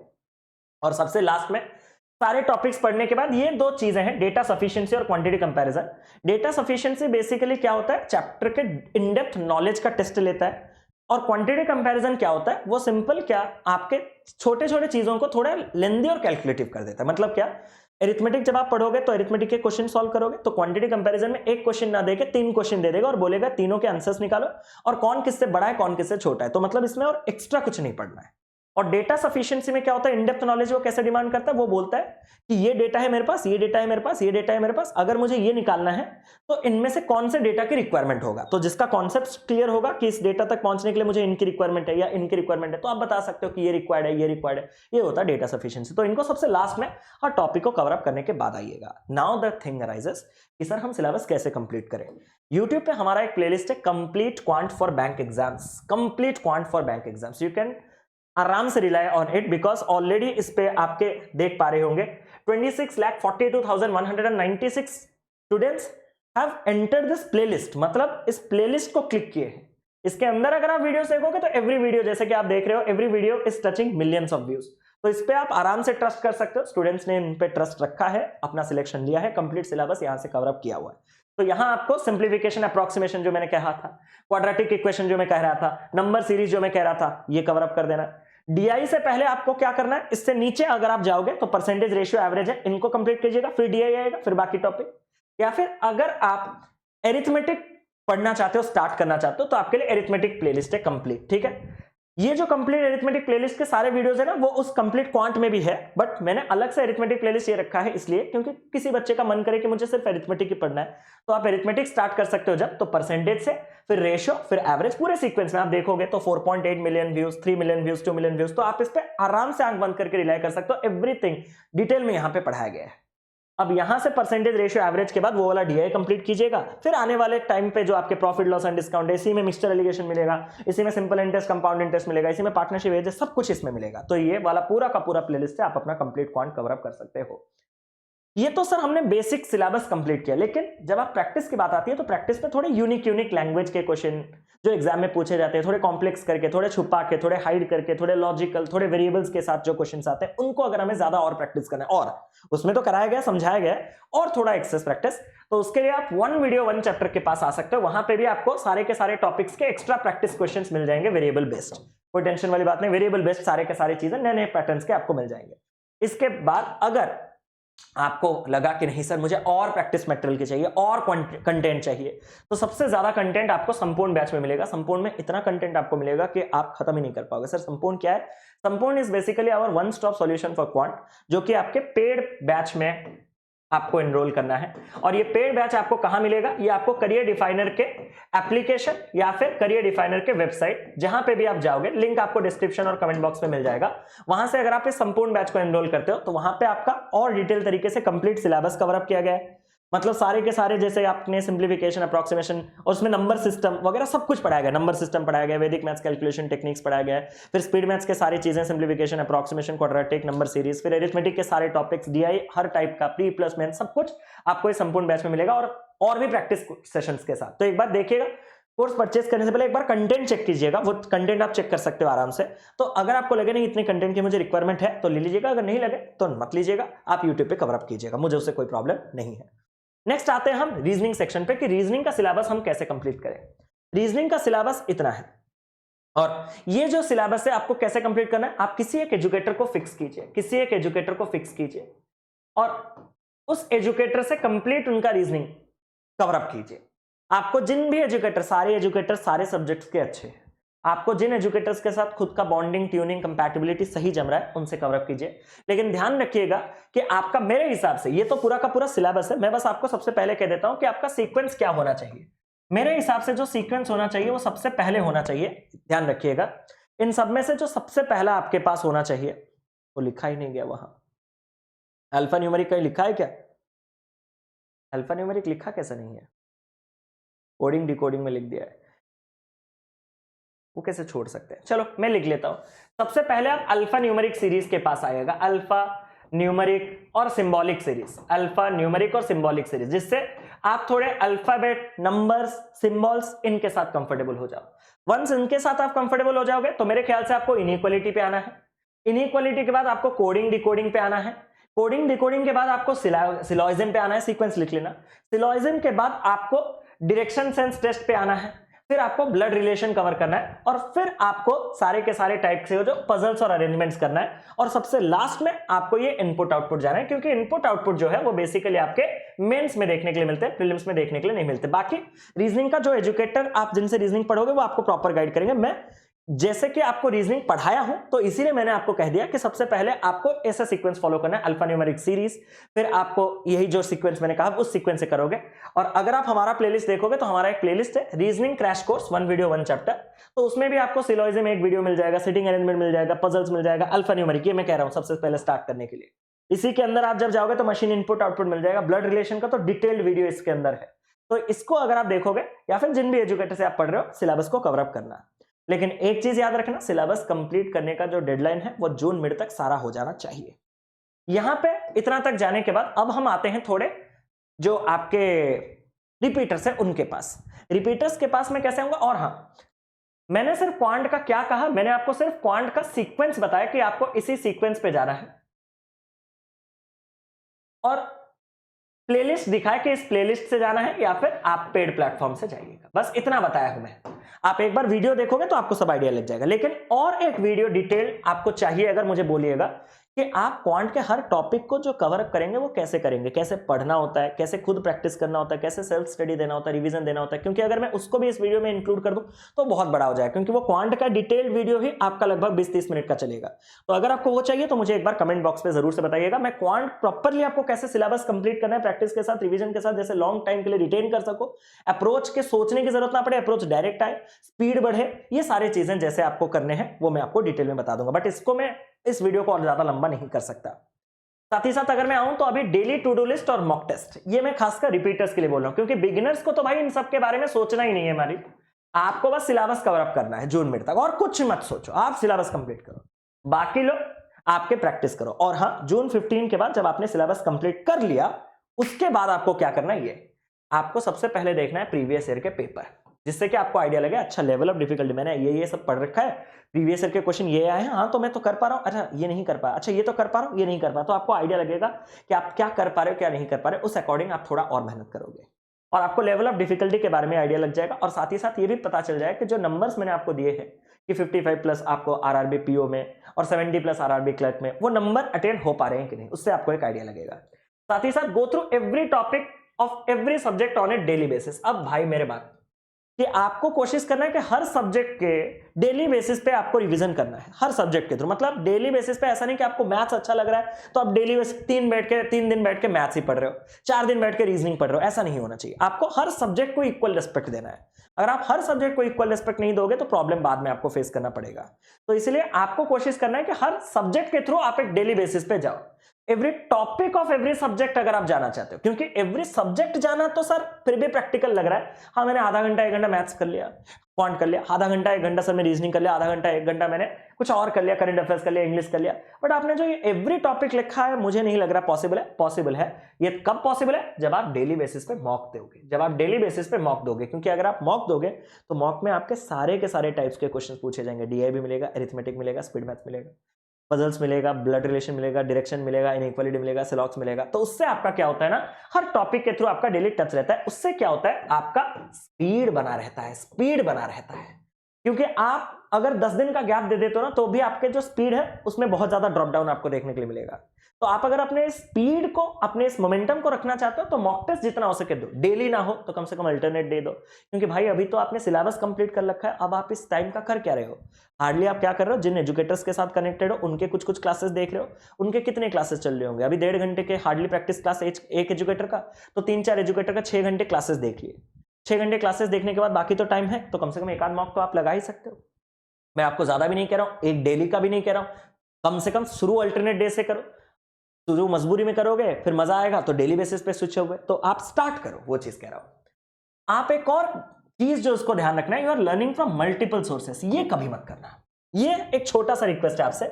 हमें क्या लगता है ना कि हम इधर से थोड़ा पढ़ लेंगे, उधर से थोड़ा पढ़ लेंगे, उधर से थोड़ा पढ़ लेंगे, उधर से थोड़ा पढ़ लेंगे। मैं आपको एक चीज कहता हूं कि हो सकता है आपको बेनिफिट्स उसका मिले। मतलब क्या कि हाँ इधर से कुछ नॉलेज गैदर किया, उधर से ऑब्वियस बात है एक वीडियो देखोगे तो नॉलेज गैदर करोगे, उधर से भी एक वीडियो देखोगे नॉलेज गैदर करोगे। सर अगर नॉलेज गैदर ही हो रहा है तो आप मुझे मना क्यों कर रहे हो? मना इसलिए कर रहा हूं कि वो वर्थ इट नहीं है। आपको नॉलेज गैदर करने के लिए एक एजुकेटर का 1.5 घंटा, फिर और एक एजुकेटर का 1.5-2 घंटा, फिर और एक एजुकेटर का 1.5-2 घंटा, आप 6 घंटे पढ़ोगे और नॉलेज आपका इत्तू सा बढ़ेगा, इत्तू सा बढ़ेगा बट इत्तू सा। मतलब जो 6 घंटे के बाद जो इत्तू सा बढ़ेगा वो बेनिफिशियल नहीं है। तो मतलब आपका टाइम का प्रोडक्टिव इस्तेमाल नहीं हो पाया। तो टाइम का अगर आप प्रोडक्टिव इस्तेमाल करना चाहते हो तो स्टिक टू 1 एजुकेटर। क्वांट के लिए एक, इंग्लिश के लिए एक, रीजनिंग के लिए एक, और आप जनरल अवेयरनेस के लिए एक ही सब्जेक्ट के एक ही एजुकेटर को आप अगर फॉलो करोगे तो वो जो डायरेक्शन दिखाएगा वो डायरेक्शन में आप जा भी सकते हो। आप अगर मल्टीपल जगह जाओगे तो आपको मल्टीपल इंस्ट्रक्शंस मिलेंगे, तो आप मल्टीपल, आपका दिमाग मल्टी हो जाएगा। वही है, मतलब आपके लिए 24 घंटे कम पड़ेगा। अब मैंने आपसे कहा क्या, 6 घंटे, जब आप हर एजुकेटर से एक क्लास देखते हो। बोला ना अभी कुछ ही देर पहले, अगर आप हर एजुकेटर मतलब हर सेक्शन के, मतलब हर सब्जेक्ट के अगर 2-2 एजुकेटर देखोगे, 6 का सीधा बन गया 12। अब सोचो कि 12 घंटे देके आपने उतना कुछ एक्स्ट्रा सीखा नहीं ना। तो इसलिए अपने जो रिसोर्सेस है उसको लिमिटेड कीजिए। रिसोर्सेस लिमिटेड करोगे तो ट्रस्ट बिल्ड होगा, ट्रस्ट बिल्ड होगा तो आपका जो कॉन्फिडेंस है वो भी बढ़ेगा, और कॉन्फिडेंस बढ़ेगा तो एग्जाम में परफॉर्मेंस बढ़ेगा। तो ये चीज बहुत ज्यादा ध्यान रखिएगा, मल्टीपल सोर्सेस पे मत कीजिएगा। आप यूट्यूब और पीडीएफ अगर देख रहे हो तो किसी एक जगह से देखोगे तो आपको सब कुछ कंप्लीट फील होगा। बच्चे सबसे ज्यादा मल्टीपल सोर्सेस करंट अफेयर्स वगैरह के देखते हैं, क्योंकि उनको लगता है ये इतना पढ़ा है वो उतना पढ़ा है। भाई ऐसे तो अनंत तक वो फैलता रहेगा, कभी खत्म ही नहीं होगा।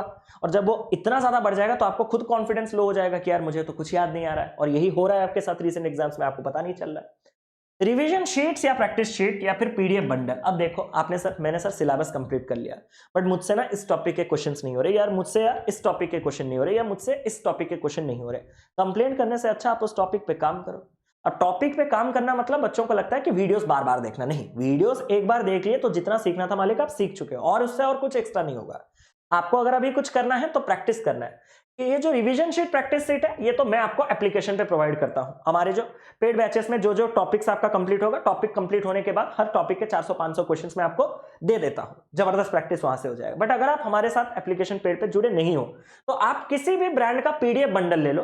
पीडीएफ बंडल में क्या होता है ना, आपको हर एग्जाम वाइज आपको टॉपिक वाइज मिल जाता है, सब्जेक्ट वाइज मिल जाता है, चैप्टर वाइज मिल जाता है, हर टाइप के आपको क्वेश्चंस मिल जाते हैं। मतलब क्वेश्चंस की कमी नहीं रहती। जो आप बहाना देते हो ना कि प्रैक्टिस करने के लिए क्वेश्चंस नहीं है, तो वो बहाना खत्म हो जाएगा। तो इसीलिए आप पीडीएफ बंडल ले सकते हो।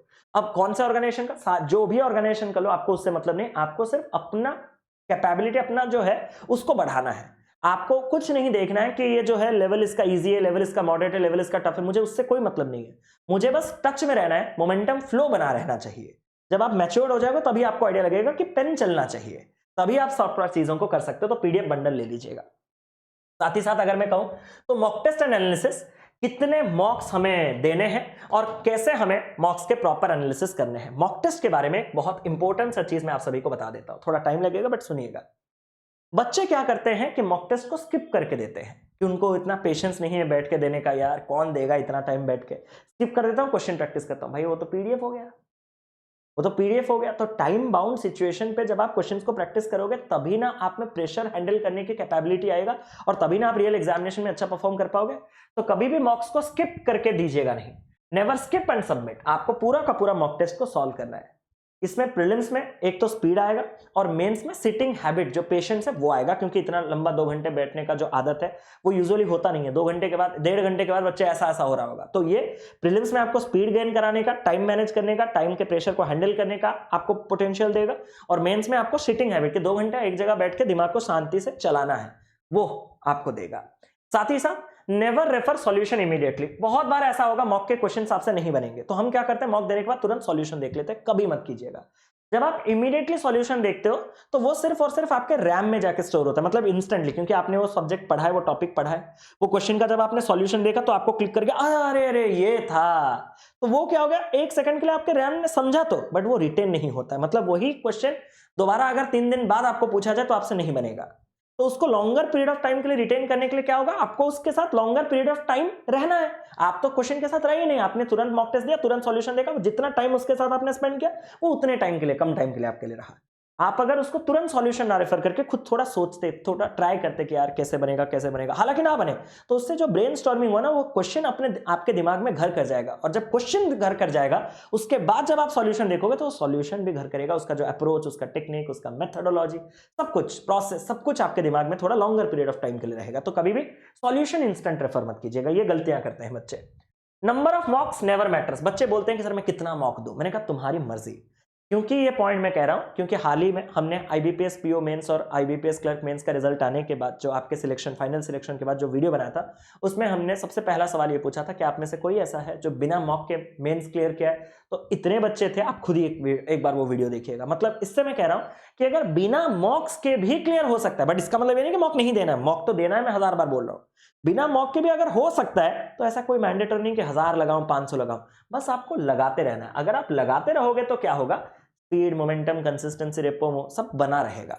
तो कभी भी ये मत सोचिएगा कि इतने मॉक्स देने हैं, जितने कोशिश करो जब भी टाइम मिले दे देना, अगर टाइम नहीं हो रहा तो नहीं देना, बट फ्लो बना रहना चाहिए। हैबिट तो अल्टरनेट डेज का रखिए, धीरे धीरे जब एग्जाम अप्रोच करेगा, नजदीक आ जाएगा तो डेली बेसिस का एक parameters to be taken care of. अब देखो बहुत से बच्चे स्कोर्स को लेके प्रॉब्लम टेंस्ड होते हैं कि मेरे स्कोर्स इतने कम आए। भाई स्कोर्स कम ही आएंगे मॉक्स में, क्योंकि मॉक्स का जो लेवल है वो रियल एग्जाम से काफी ज्यादा हायर लेवल पे रहता है। बहुत कॉम्प्लेक्स, लॉजिकल, गंदा गंदा, क्लर्क में पीओ का क्वेश्चन देता है, पीओ में क्लर्क का क्वेश्चन, उसका कोई रेंज लिमिट नहीं है। तो स्कोर्स के ऊपर कभी रिलाय मत कीजिएगा।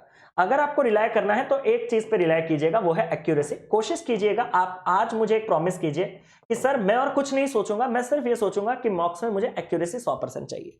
कुछ इमेच्योर बच्चे हैं जो सोचते हैं कि सर एक्यूरेसी 100% अगर चाहिए तो मुझे क्वेश्चन को सटीक करने के लिए ना थोड़ा अधिक टाइम देना पड़ सकता है। सर अगर मैं थोड़ा एक्यूरेसी को 100% करने के लिए टाइम एक्स्ट्रा दूंगा तो मेरे तो अटेम्प्ट्स गिर जाएंगे, मेरे तो स्कोर्स कम हो जाएंगे। बोला तो पहले से ही स्कोर पे ध्यान मत दो, तुम इस पे ध्यान दो।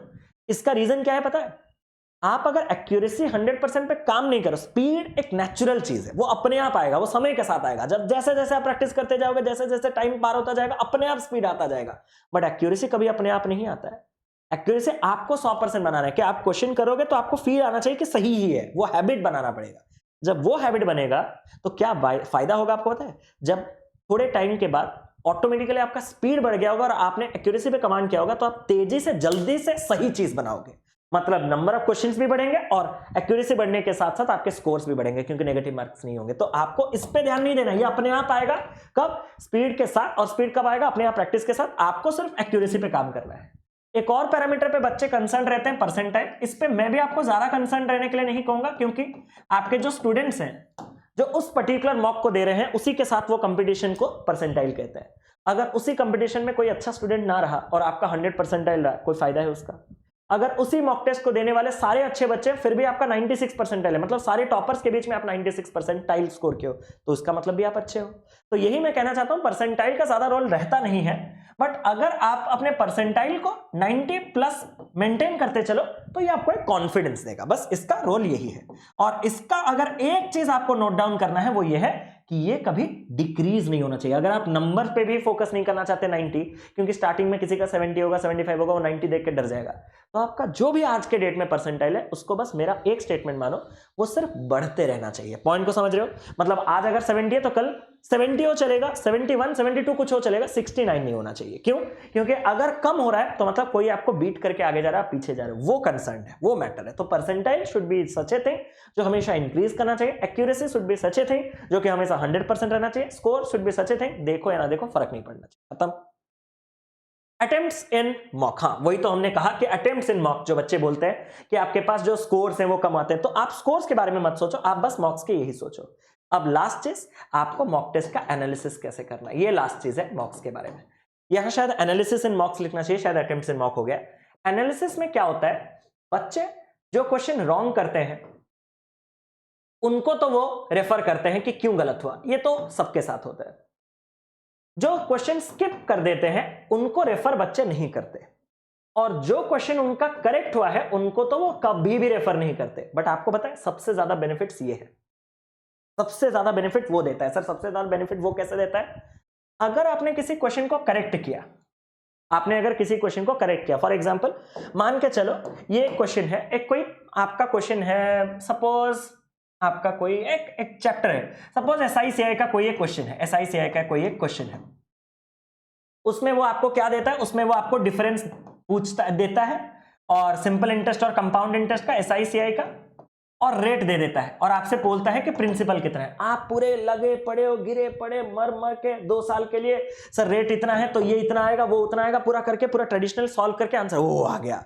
बट क्या पता कि उसका एक छोटा सा चीज हो जो कि बहुत ज्यादा जरूरी भी होता है, कि आपका जो प्रिंसिपल है वो आपका डिफरेंस 100/r का होल स्क्वायर, एग्री करोगे? 100/r का होल स्क्वायर, वो अगर आप लगा दोगे तो आपका क्वेश्चन जो है वो सेकंड्स में आएगा। जब आपने जो करेक्ट क्वेश्चन किया था उसका सॉल्यूशन रेफर करते वक्त आपको ऐसे कुछ कुछ फॉर्मूलाज मिले जो आप याद रख सकते हो। ऐसा नहीं कि सारे फॉर्मूला तो याद रखना इंपॉसिबल है, कुछ कुछ इंपॉर्टेंट फॉर्मूला जिसके ऊपर क्वेश्चंस डायरेक्ट आते हैं, उनके अगर कुछ डायरेक्ट फॉर्मूला याद रखते हो तो आपके टाइम जो है वो कम हो जाते हैं। तो वही मैं कह रहा हूं कि करेक्ट क्वेश्चन का भी एनालिसिस करो, क्या पता कुछ ऐसा चीजें मिल जाए जिससे कि टाइम कम वाला मेथड आपको मिल जाए, ताकि जब मैं अगला, बच्चा का क्या कंसर्न रहता है कि सर मैं मॉक के बाद मॉक लगा रहा हूं, मेरा स्कोर नहीं बढ़ रहा है। क्यों नहीं बढ़ रहा है? इसी वजह से तो नहीं बढ़ रहा है, तूने करेक्ट क्वेश्चन का एनालिसिस अगर कर लिया होता, अगर तुझे एक बेटर अप्रोच मिल जाता उस क्वेश्चन का, तो तू थोड़ा कम टाइम लेता, तो जो बचे हुए टाइम में एक क्वेश्चन एक्स्ट्रा करता तो मार्क्स बढ़ता। तो बच्चा वो नहीं किया तो वो घिसे पीटे वही चल रहा है, तो मार्क्स कैसे बढ़ेगा? दूसरा चीज, जो रॉन्ग है उसको तो आपने रेफर किया, उसमें से तो जो बेनिफिट है वो आप गलती और दोबारा नहीं करोगे, नेक्स्ट टाइम वो करेक्ट होगा, उससे मार्क्स बढ़ेंगे। ये तो एनालिसिस का सेकंड पर्पस है। थर्ड जो है, क्वेश्चन को स्किप करने से, जो क्वेश्चन आपने किया है उसको अगर आप देखोगे, अरे कौन से क्वेश्चन स्किप हो रहे हैं, ये क्वेश्चन, ये चैप्टर तो मैं पढ़ा हूं, फिर भी इससे क्वेश्चन में क्यों स्किप किया, क्यों नहीं कर पाया, ये कॉन्सेप्ट क्या है, ये कुछ नया लग रहा है, इसको पढ़े। अब ये नया कॉन्सेप्ट जब आपने सीखा तो अगले बार जब वो क्वेश्चन है वो आपने किया तो आपके मार्क्स यहां से बढ़े। कभी कभार स्किप्ड टॉपिक, स्किप्ड क्वेश्चन में आपको ये पता चलेगा यार ये डेली का हो गया, यार ये प्रोबेबिलिटी का एक एक क्वेश्चन डेली दे रहा है, मैं प्रोबेबिलिटी पढ़ नहीं रहा हूं इसलिए नहीं कर पा रहा हूं, प्रोबेबिलिटी एक बार पढ़ के खत्म करता हूं यार। तो प्रोबेबिलिटी एक बार पढ़ोगे तो अगली बार प्रोबेबिलिटी का क्वेश्चन 1 मार्क करोगे तो इससे भी आपके मार्क्स बढ़ेंगे। तो स्किप जो किए हो उसको कवर अप करोगे तो मार्क्स बढ़ेंगे, गलत जो किए हो क्यों गलत हुआ है उसको चेक करोगे तो वहां से आपके मार्क्स बढ़ेंगे, करेक्ट जो क्वेश्चन हुआ है उसको अगर आप चेक करोगे तो आपका मतलब अच्छा अप्रोच ढूंढ लोगे तो भी आपके मार्क्स बढ़ेंगे। लास्ट चीज, जो ये रॉन्ग हुआ होगा, मैक्सिमम टाइम आपके जो रॉन्ग होते हैं वो सिली मिस्टेक की वजह से होते हैं। मैक्सिमम टाइम आपके जो रॉन्ग होते हैं वो सिली मिस्टेक की वजह से।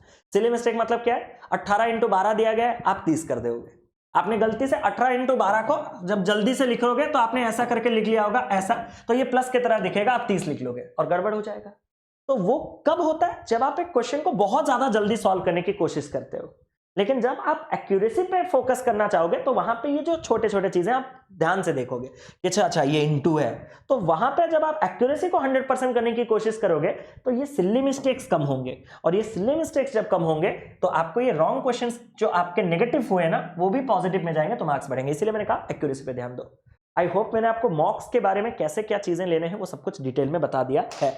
अगर मॉक्स का सब कुछ मैंने डिटेल में बता दिया है तो अब हम बढ़ते हैं आगे। अब हम किसके पास जाएंगे कि अभी हमें मेंस के लिए तैयारी साथ ही साथ कैसे करने हैं, how to prepare for mains simultaneously, क्योंकि प्री का तो मैंने आपको डिटेल में बता दिया कि ऐसे ऐसे करना है, मेंस का कैसे। सबसे पहले तो मेंस का एग्जाम पैटर्न को आपको देखना है कि मेंस के एग्जाम पैटर्न में सिलेबस क्या क्या है। सर रीजनिंग और क्वांट ये तो आते ही आते थे, अब इंग्लिश के जगह इंग्लिश के साथ हिंदी आइदर और में आप किसी भी एक को ले सकते हो। जनरल अवेयरनेस तो आता ही है, या खुदा इसमें कंप्यूटर भी है, हाँ है। तो ये आपको पहले पैटर्न का आइडिया होना चाहिए कि इतने क्वेश्चंस, इतने मार्क्स के, इतने ड्यूरेशन के। एक बार आपने अपने सब्जेक्ट्स को देख लिया, अब सब्जेक्ट्स को पढ़ने का वक्त आ चुका है। तो सब्जेक्ट्स के क्वेश्चंस वो कैसे दिखते हैं वो प्रीवियस ईयर क्वेश्चन पेपर से ही आपको आइडिया लगेगा कि अच्छा कि मैथ्स जो है सब लोग तो बोलते हैं इतना टफ है इतना टफ है, क्वांट बहुत टफ है, देखता हूं एक बार क्या आया है। रीजनिंग इतना टफ बोलते हैं, देखता हूं एक बार क्या है। जनरल अवेयरनेस में बोलते हैं बच्चे क्या स्टैटिक वगैरह आने लगा है, देखता हूं क्या आया है। तो उससे आपको एक पेपर का आइडिया लगेगा। तो सबसे पहले प्रीवियस ईयर पेपर जाइएगा, और प्रीवियस ईयर का पेपर से आपको सबसे बेस्ट आइडिया लगेगा किसका, जो आपके दिमाग में डाउट है कि मैं इंग्लिश लूं या हिंदी लूं। क्योंकि नो डाउट आप में से बहुत से बच्चे इंग्लिश में वीक है, but Hindi as a new subject banking में वो कैसा क्वेश्चन पूछ रहा होगा, मैं उसका आंसर दे पाऊंगा कि नहीं, मैं जैसा पढ़ा हूं वैसा हिंदी आएगा कि नहीं। तो ये आप जब प्रीवियस ईयर पेपर देखोगे तो आप खुद डिसाइड करना, ये डिसीजन इंग्लिश हिंदी का किसी और पे मत देना। आप दोनों सेक्शंस प्रीवियस ईयर के क्वेश्चंस करो, आप जिसके साथ ज्यादा कंफर्टेबल हो, जिसमें आपके स्कोर ज्यादा आ रहे हैं, जिसमें नेगेटिव मार्किंग आपके कम हो रहे हैं, जिसमें आपको कॉन्फिडेंट फील हो रहा है, उसको लो। किसी दूसरे के बहकावे पे आके इंग्लिश हिंदी इसको स्विच मत कीजिएगा। तो प्रीवियस ईयर पेपर जरूर से देखिएगा। प्रीवियस ईयर पेपर क्वांट के आपको कहां मिलेंगे, जैसे प्रीलिम्स का एक प्लेलिस्ट है वैसा ही previous year mains question paper का एक प्लेलिस्ट है। वहां जब आप जाओगे तो नीचे स्क्रॉल करोगे तो ये आपका आरआरबी पीओ मेंस का साल 2023 का पेपर, आरआरबी क्लर्क मेंस का साल 2023 का पेपर, 24 का पेपर। एक बार अगर आप मुझे कमेंट करके बोल दोगे तो प्रीलिम्स का और मेंस का दोनों ही आरआरबी पीओ क्लर्क का मैं 24 का पेपर आपके लिए मैं यूट्यूब पे ले आऊंगा अगर आप बोलोगे तो। बाकी इसी प्लेलिस्ट में वो चीज आपको ऐड कर दूंगा। बाकी मेंस के मॉक टेस्ट वो सबसे ज्यादा जरूरी है। मेंस के अगर आप मॉक टेस्ट नहीं दे रहे हो ना तो आपके चांसेस सिलेक्शन के बहुत ज्यादा कम हो जाते हैं। इसका रीजन क्या है, मॉक टेस्ट में सबसे ज्यादा जो इंपॉर्टेंट चीज है वो है पेशेंस, धैर्य, संयम। आपको 2 घंटे सिटिंग हैबिट आराम से आप जब ये जाओगे ना, क्या होगा प्रॉब्लम, ये सब होगा होगा होगा होगा होगा। सीक्वेंस तो पेपर में ऐसा नहीं होगा। सीक्वेंस में न्यूमेरिकल एबिलिटी अगर सबसे लास्ट में आ जाए और आपका अगर 1.5 घंटे में 32 गुल हो जाता है, तो आधे घंटे जब लास्ट में क्वांट रहेगा तो आप क्या ही करोगे। तो आपको 2 घंटे क्या, आपको हैबिट ऐसा करना है, क्योंकि उस पेपर से आधा घंटा 1 घंटे पहले आपको चुपचाप बैठना होता है, फिर आधा घंटे 1 घंटे आपको फिर स्कैनिंग वगैरह के लिए बैठना होता है। तो एक 3-4 घंटे का ना आपको हैबिट बनाना है कि कैसे हमें चीजों को लेके चलना है। ये वो इंपॉर्टेंट, सबसे ज्यादा इंपॉर्टेंट है। इसलिए मेंस के मॉक टेस्ट दीजिएगा। मेंस के मॉक टेस्ट से दूसरा चीज जो है वो इंपॉर्टेंट आएगा, आपको बहुत से नए टाइप के क्वेश्चन देखने के लिए मिलेंगे। उनको जब आप टाइमर, हम तो नए टाइप, हम भी आपको नए टाइप के क्वेश्चन करा रहे हैं, आप जिन भी एजुकेटर से पढ़ रहे हो नए टाइप के क्वेश्चन करा रहे हैं, जिन भी पीडीएफ को आप रेफर कर रहे हो उसमें भी नए टाइप के क्वेश्चन है या नहीं। बट किसमें टाइमर नहीं है, मतलब एक एग्जाम का फीलिंग नहीं है। वो एग्जाम का फीलिंग आपको केवल मॉक टेस्ट दे सकता है कि कोई भी रैंडम नया सवाल अगर आपके सामने आ जाए तो उसको कैसे टैकल करते हैं। तो इसलिए मेंस का मॉक टेस्ट मेंस के प्रिपरेशन के दो सबसे ज्यादा जरूरी है। और सबसे लास्ट इज वीडियो लेक्चर्स। आप जिन जिन एजुकेटर्स को फॉलो कर रहे हो, जिन जिन रिस्पेक्टिव सब्जेक्ट्स के लिए, उनके वीडियो लेक्चर्स तो सबसे पहले सबसे मैंडेटरी है। क्यों, क्योंकि वहां से आपको एक तो नए पैटर्न के क्वेश्चंस पता चलेंगे, उनको टैकल करने का तरीका, और भी नए नए अप्रोचेस पता चलेंगे, और भी आपको नए नए टेक्निक्स मालूम पड़ेंगे, क्वेश्चंस को कैसे जल्दी सॉल्व करना होता है। वहां से देखना है, मेंस मॉक में इंप्लीमेंट करना है। तो ये लूप वीडियो से सीखना है, मेंस मॉक में इंप्लीमेंट, ये लूप आपको फॉलो करना है, और आपको मेंस के लिए कुछ नहीं करना है। और हाँ, जैसे मैंने कहा था कि हर अल्टरनेट डे पे आप प्रीलिम्स का मॉक लगाओ, मेंस का मॉक अभी आप स्टार्टिंग, अभी बहुत टाइम है। मैं अभी अगर आप बोल दूंगा कि डेली एक एक मेंस का मॉक लगा, वो सिर्फ हवाई बातें होगा। आप अगर हर 3 दिन में एक मेंस का मॉक लगा पा रहे हो, दी बेस्ट चीज। हर 3 दिन में मतलब बाई वीकली, एक वीक में 2 बार। बट अगर आप वीकली 2 बार नहीं दे पा रहे हो तो वीकली 1 बार से स्टार्ट करो, अपने आप होगा।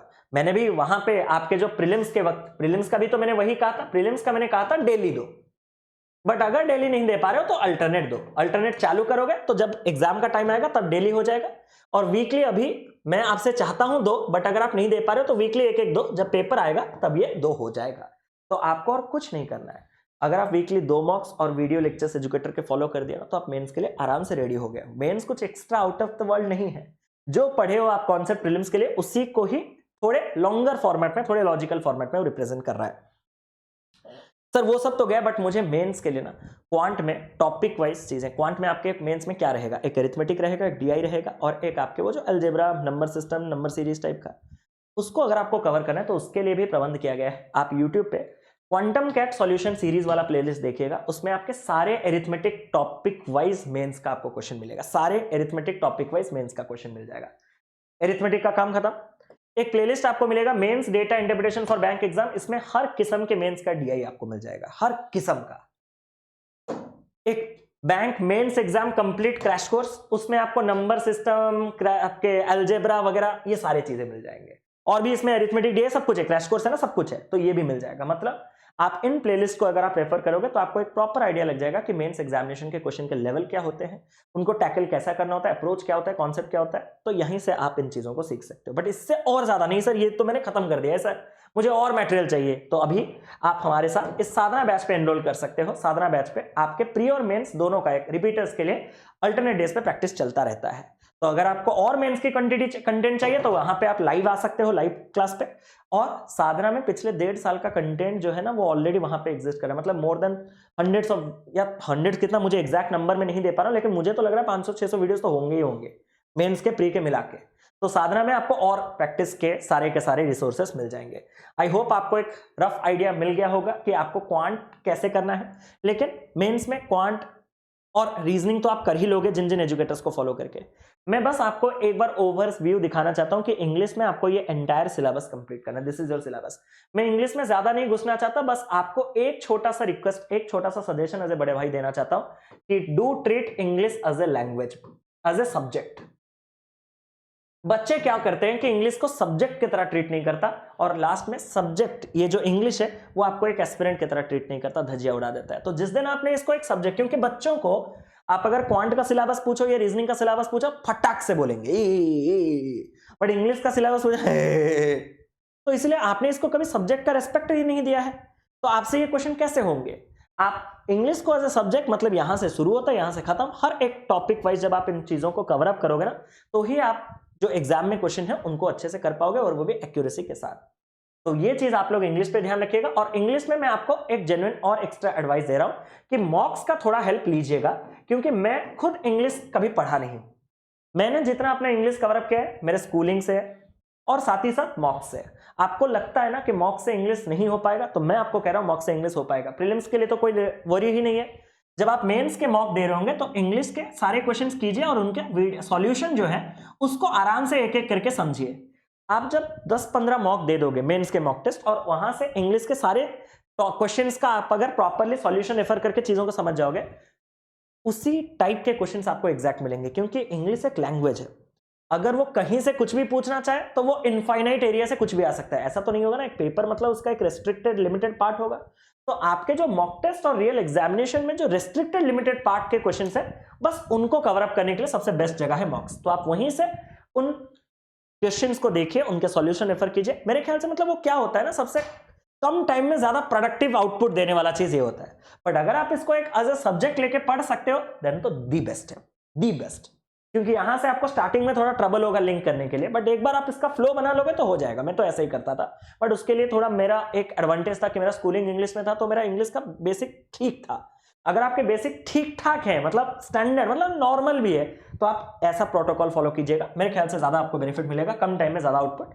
और अगर आपका इंग्लिश पूरा बत्ती गुल है तो एक एजुकेटर को पिक कीजिए और उनसे अपना एंटायर ये सिलेबस जो है वो कवर अप कीजिए, अभी आपके पास समय है।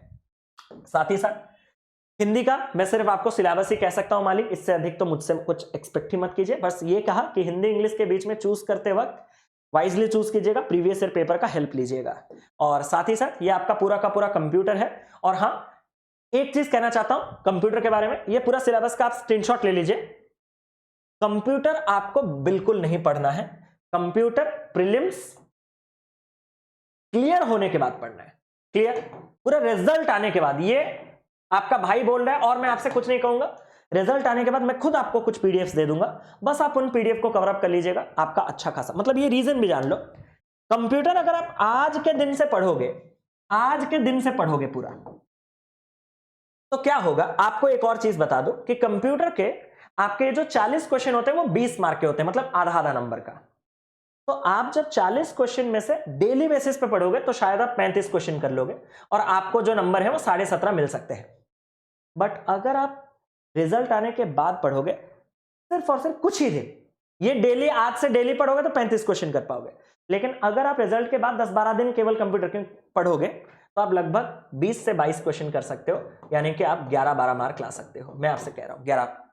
तो यहां से यहां आप अगर देखोगे तो 5 मार्क के लिए अगर आप पूरे अभी से 2-3 महीने पढ़ रहे हो और उससे 5 मार्क नहीं आ रहे हैं, आप अपना जो बाकी सब्जेक्ट को टाइम देना चाहिए वो इधर आ रहा है। तो मैं तो आपको ये आइडियल, क्योंकि हमने खुद इन पेपर्स को निकाला हुआ है तो इतना एक्सपीरियंस है, तो हम ये कह सकते हैं अगर आप मुझ पर ट्रस्ट रखते हो तो आप बिल्कुल कंप्यूटर के बारे में सोचो भी मत।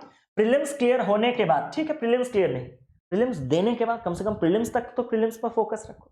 तो इसको बिल्कुल पढ़ना ही नहीं है, और इसको जब भी पढ़ना है पीडीएफ से पढ़ना है, वही मैं आपको कहना चाहता हूं, आपको जब भी पढ़ना है पीडीएफ से पढ़ना है। पीडीएफ सबसे ज्यादा इफेक्टिव होता है क्योंकि डायरेक्ट क्वेश्चंस आते हैं आपके कंप्यूटर सेक्शन से। तो कंप्यूटर के बारे में मैंने आपको बता दिया। सबसे लास्ट जो आपका जनरल अवेयरनेस टॉपिक रहा है, इसके बारे में मैं आपको बता दूं कि लगातार पिछले 2-3 सालों से और इस बार के पेपर जब आपके एसबीआई क्लर्क मेंस का स्टार्ट भी हुआ है, ये is completely unpredictable, completely unpredictable. तो मतलब जीए को आप अपना एक स्ट्रेंथ लेके तो कभी पेपर में मैदान पे मत उतरिएगा, बिल्कुल नहीं होगा कुछ। आप इसको पढ़ो, आप इसको कवर अप करो, आप इस पे कॉन्फिडेंट हो, ये सब अच्छी बात है, बट जीए मेरा स्ट्रेंथ है ये किसी को मत बोलना। क्वांट रीजनिंग मेरा स्ट्रेंथ है वो बात अलग है, क्योंकि उसके क्वेश्चंस के वेरिएशंस लिमिटेड है, वो घूम के आए भी तो अगर आपके कॉन्सेप्ट्स क्लियर है तो आप कर पाओगे, ये घूम के आएगा तो आप कर पाओगे क्या, ये जानते हो तो जानते हो, नहीं तो नहीं, अगर आपके रेंज में आया तो आया, नहीं तो नहीं। तो इसको एज ए स्ट्रेंथ कभी मत लीजिएगा। और अगर आपको स्ट्रेंथ लेना नहीं है तो मैं आपको कहूंगा कि आपको जनरल अवेयरनेस कैसे कवर करना है, मैं अपने टाइम पे कैसे कवर करता था, और सबसे इंपॉर्टेंट चीज क्या है, सबसे पहले आपको करंट अफेयर्स जो है वो आप अगर डेली पढ़ रहे हो तो ये आपको सिर्फ और सिर्फ एग्जाम के लिए तो आप नहीं कर रहे हो, ये आपका जो इंटेलेक्चुअल पावर है उसको भी बढ़ाता है। तो वो आप अगर कर रहे हो, अगर आप daily current affairs national level के या इंटरनेशनल लेवल के पढ़ रहे हो, नेशनल या इंटरनेशनल डेली पढ़ रहे हो, तो ये तो आपको एक अच्छा इंसान बना देगा, मतलब आप सोसाइटी में ज्यादा अच्छे एक इंटेलिजेंट पर्सन की तरह माने जाओगे। तो आप बस इतना करो, बस इतना करो। इतना करने के बाद और जब एग्जाम ओरिएंटेड स्टडी करोगे तो आपके जो लास्ट में आपके कैप्सूल्स हो या फिर जो आपके मास्टर पीडीएफ हो या फिर एजुकेटर लेके आते हैं टॉप 1000 क्वेश्चन या मैराथन वगैरह, वहां से बाकी चीजों को आप बस करो। आप इनको डेली बेसिस पे मत करो या फिर डेली बेसिस पे बैठ के मत रटो या रिवीजन मत करो, ये लास्ट मोमेंट चीजें हैं, ये लास्ट मोमेंट पे ही करो। और ये जो चीज है इसको डेली बेसिस पे करो, क्योंकि ये आपका ना अगर एग्जाम में भी काम नहीं आएगा तो रियल लाइफ में कहीं ना कहीं काम आ जाएगा। आपका पावर बढ़ रहा है, आने वाले दिनों में आपका मतलब आपका फैमिली बढ़ेगा। जब आपका फैमिली बढ़ेगा तो अभी से अगर आपका करंट अफेयर्स में हॉबी हो गया ना, हैबिट हो गया है पूरा, तो आप उस टाइम पे भी करंट अफेयर्स फॉलो कर रहे होगे, तो आप अपने जो मतलब बच्चे हैं उनको भी प्रॉपर्ली गाइड कर सकते हो। मतलब हर चीज को केवल एग्जाम ओरिएंटेड लिंक मत करो, हर कुछ कुछ चीजों को रियल अपनी लाइफ अपने लिए भी सीखो।